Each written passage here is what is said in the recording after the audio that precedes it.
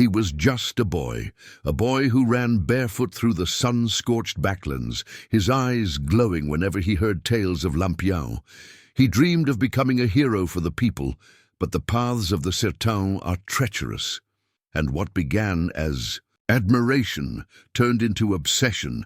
In this dark tale, you'll follow the life of the boy who dreamed of becoming Lampião, and ended up becoming a monster.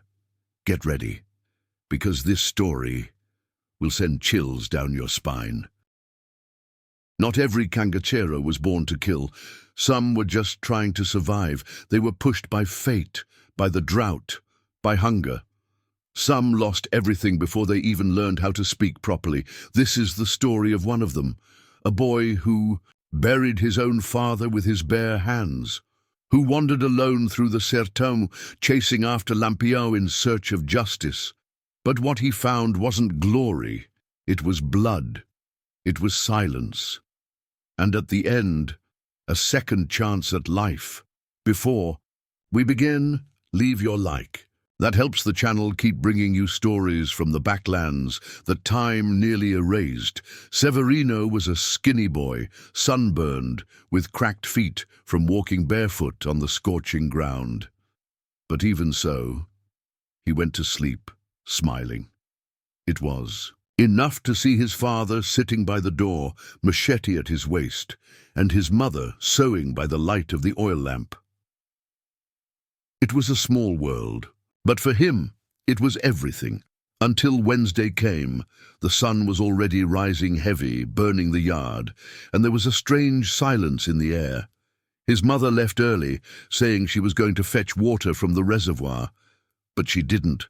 Come back for lunch, or dinner, or the next day. She ran away with a jagunço from the neighboring town, a man paid by a coronel to guard fences and beat up the poor. She left without looking back. No letter, no goodbye.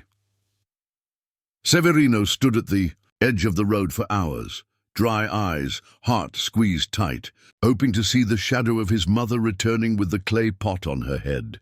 But she never came back, and never would. That day his father died inside.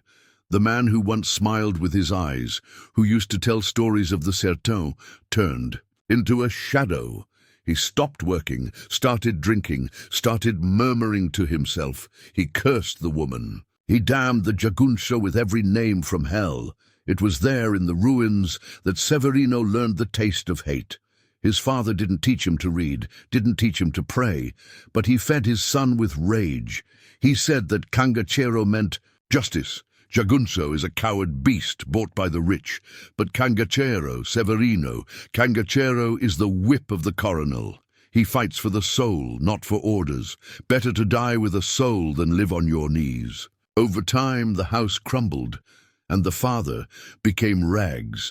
He drank all day, didn't even eat anymore, until Severino found him lying in the street, near the market, surrounded by flies and vultures.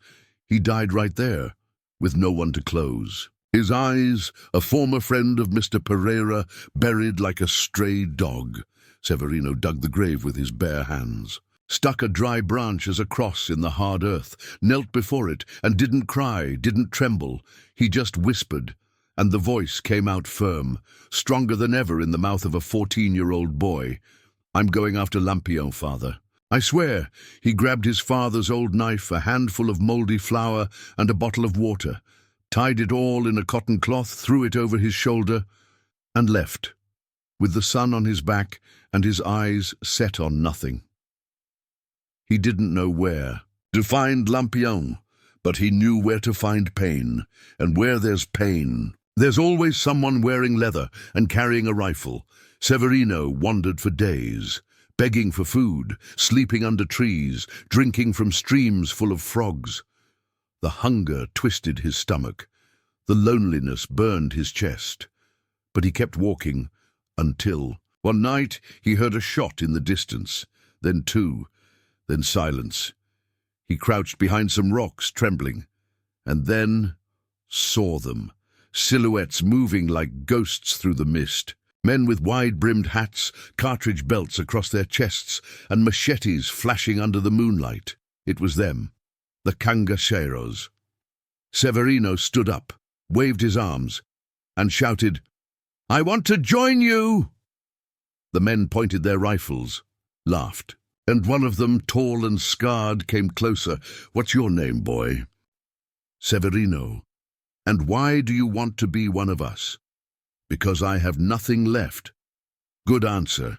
Let's see if your blood is red enough." They threw a knife at his feet, told him to kill a pig they had just stolen. Severino took the knife, approached the animal, but the pig stared at him, trembling. He hesitated. The men laughed. Someone said, "He's just a soft kid."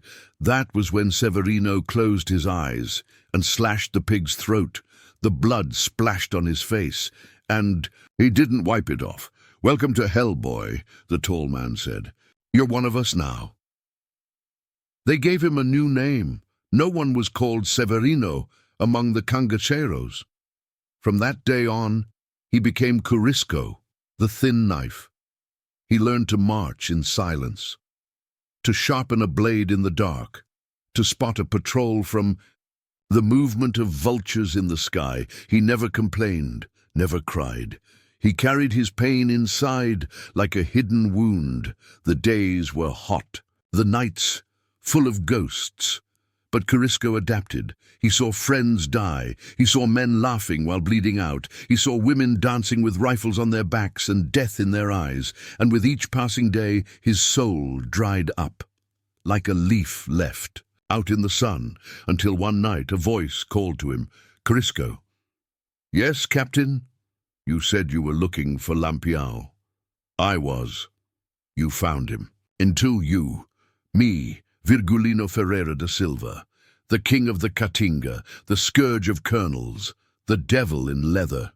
Virgulino Ferreira da Silva, the king of the Caatinga, the scourge of the colonels, the devil in leather." He looked, Curisco, up and down, a thin kid, knife at his hip, eyes burning with hunger and hate, and said, "You've got the look, but can you survive?"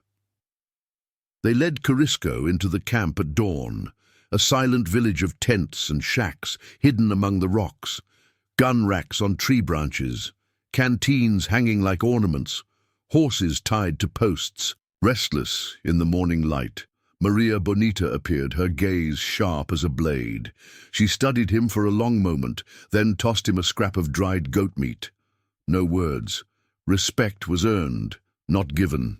He slept on the ground, wrapped in a coarse blanket. He woke before first light, the chant of crickets still echoing. A voice cracked, "Curisco!"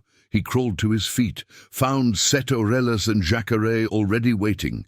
"Today you'll fetch our lost supplies," they barked. 3 nights at Poggio Verde. Don't be weak, or you die here." He mounted a scrawny pony, pistol in hand, and rode into the dust-choked dawn. His heart hammered, but he didn't look back. Curisco was already gone. By nightfall, he reached Poggio Verde. A dead town, empty streets, cracked adobe walls, wary eyes peeking through shutters. He found the hiding spot, a circle of broken stones and thorn bushes, a narrow gap to slip through. 3 figures emerged from darkness, rifles raised. Curisco's pistol felt heavy, foreign in his belt. He raised it, spoke one word. "Cabaret, sent me." They lowered their weapons. A nod. He followed them into the heart of the camp. Blood scented the air. Men sat in silence, mending gear, sharpening blades, waiting for dawn's orders. Lampião stood apart, watching. When he finally spoke, his voice was low. "You killed a man, boy?" Curisco swallowed. "I did." Lampião nodded. "Then you're not a boy anymore." Curisco didn't sleep. His first few days as part of the gang were silent. He studied the men around him, not just their weapons, their clothes, their ways, but their eyes, eyes that had seen too much, eyes that could kill without remorse. He grew stronger with each passing day. The days blurred, More raids, more blood, more scars. They moved swiftly through the sertão like wolves in the wild. Nothing was safe. Houses were burned, cattle taken, and in the heat of the night, the cries of the innocent echoed through. The dry land, Corisco learned to kill without hesitation, to hunt without mercy, to survive no matter what it took. And with every drop of blood, the boy he had once been was buried deeper. The legends of Lampião grew in his mind, a fire that burned hotter with each victory, each act of vengeance. He wanted to be like him, no, better than him. He wanted the power, the fear, the respect. He was willing to sacrifice everything for that. But the world of cangacheros was a bitter one. It was more than just the fight against the coronels. It was the fight against the land itself, the hunger, the thirst, the loneliness, the lawlessness that swallowed souls whole. One evening, as the sun began to set behind the jagged mountains, Corisco was standing watch. The sky was stained red, a bloodshot reflection of the violence that had overtaken his life. A soft sound. A figure emerging from the shadows. It was Maria Bonita, her hair wild and untamed, eyes full of secrets. She walked up to him without a word. Corisco didn't move. She stood close enough that he could feel the warmth of her body. Her gaze never wavered. "You want to be like him, don't you?" she asked, almost in a whisper. Corisco nodded, barely aware of the trembling in his hands. "I do. But you will lose yourself." Her voice was like a soft breeze, a warning carried on the wind. Corisco's heart raced. He had seen what Lampião could do. He had seen the fear in the eyes of men who had crossed his path. But now something else was creeping inside him. A seed that would grow into something monstrous, something more dangerous than even Lampião. Days passed, the gang moving relentlessly through the backcountry. Their spirits were high. Lampião had become an icon, a myth. He was more than just a man. He was a force. But fate had a darker plan. In the distance, a trap was being set. A group of soldiers, led by the notorious Captain Fausto, had been hunting them for weeks. They finally had the gang cornered. They waited for the night to fall. Corisco, now fully immersed in the world of cangacheros, couldn't feel the weight of his actions anymore. He had become something else. The boy who had once dreamed of becoming a hero had vanished. What remained was a shadow, a man who lived only for vengeance. Lampião knew the moment had come. He gathered the men around the fire and spoke quietly, with a smile that didn't reach his eyes. "Tonight, we die together." A promise, a final breath in the dark, and a fight against the fate that awaited them. The night was filled with gunfire, screams, and the stench of death. But amidst the chaos, Corisco found himself face to face with the very thing he had sought. He stood before Lampião, the two men locked in a brutal dance. It was a battle of wills, of survival. In the end, it wasn't the bullets that killed them. It was the silence. Corisco was the only one to escape. He crawled through the rocks, his body broken and blooded. His heart raced, his mind clouded with the images of death. He didn't know where he was going. He didn't care. For days he wandered. He didn't speak, didn't eat, just moved forward, as if driven by something deeper than himself. He reached the edge of the sertão, the land that had both made him and destroyed him. He crossed into the green expanse of the Amazon, where the land was rich and the trees grew thick like a wall around him. And there, for the first time in years, Corisco paused. It was a new world, a world full of life, but also full of ghosts. In that silence, something new was born. A man had been forged in the fires of vengeance, but now it was time for him to become something else. A man who would never escape his past, but perhaps could find redemption. Severino didn't know who he was anymore.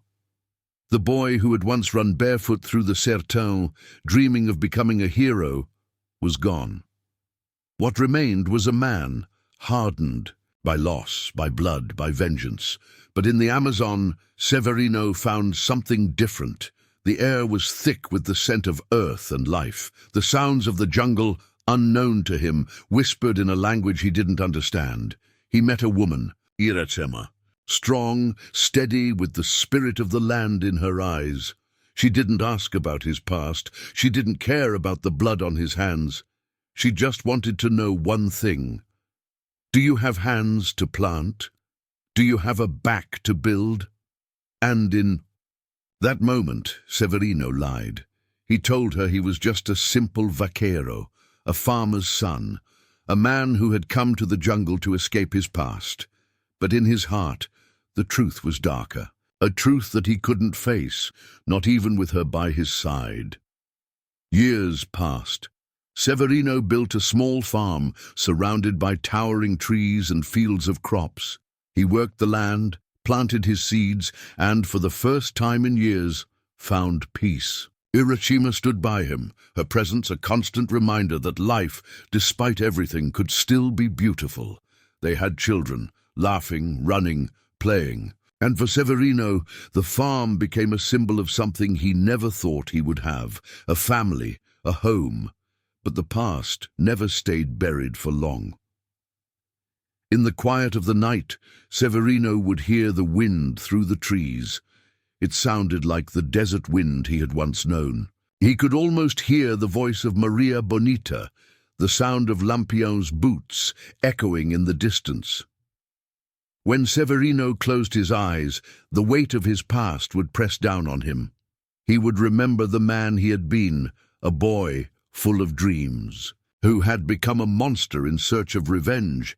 But when he opened his eyes, there was something different, a soft warmth in the air, the smell of fresh coffee, Iracema's voice calling him in, and for a brief moment Severino felt at peace. In his final days, Severino sat on the porch of his home, looking out at the life he had built. His children ran in the yard, their laughter filling the air. Iracema called him inside, her voice gentle, full of love. He closed his eyes for just a moment, and for the first time in years, he felt the weight of the sertão's wind once more. He remembered the day he buried his father, the day he left the ruins of his past behind, and finally he understood. It wasn't about the vengeance, it wasn't about the violence, it was about surviving. It was about becoming something better, something whole. Severino passed quietly as the sun set behind the mountains. He was buried with honor in the quiet land he had come to love, and no one ever knew that the man who lived and died there was once the boy who dreamed of being Lampião, the boy who had survived everything only to become a true man.